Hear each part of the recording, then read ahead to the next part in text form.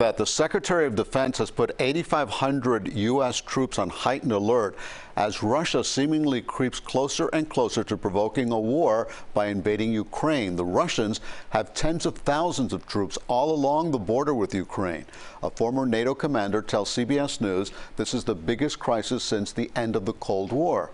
Today, several countries held a meeting about what the response will be if Vladimir Putin orders his troops to move in. CBS 4's Natalie Brand is live in Washington with more for us. Natalie.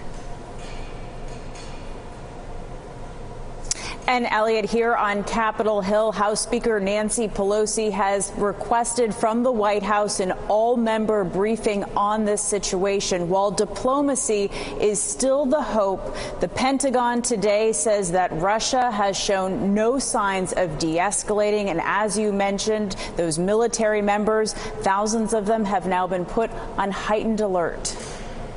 President Biden returned to the White House Monday ahead of a video call with European leaders to discuss Russia's military buildup on Ukraine's border. The Biden administration is considering sending several thousand U.S. troops and equipment to reinforce the eastern flank of NATO. The number of forces that the Secretary has placed on heightened alert comes up to about 8,500 personnel. In Kyiv, the State Department has ordered the families of American diplomats to leave the country.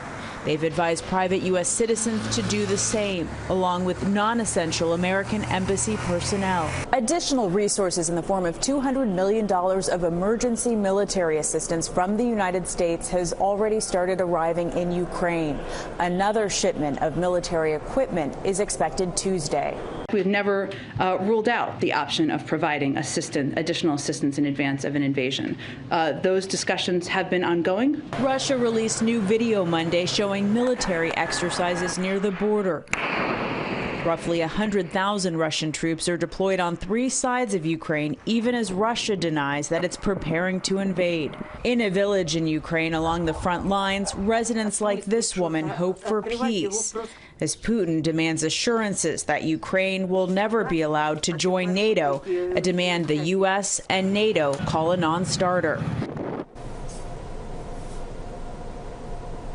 Now back to those 8,500 U.S. troops put on alert. The Pentagon says that the bulk of those troops would go to supporting the NATO response force if that is activated by NATO, which has not happened yet. The Pentagon would also not identify which U.S. troops we're talking about, geographic region, where they would come from, because those notifications were going out just today. And again, important to note that no final decision has been made. Lauren.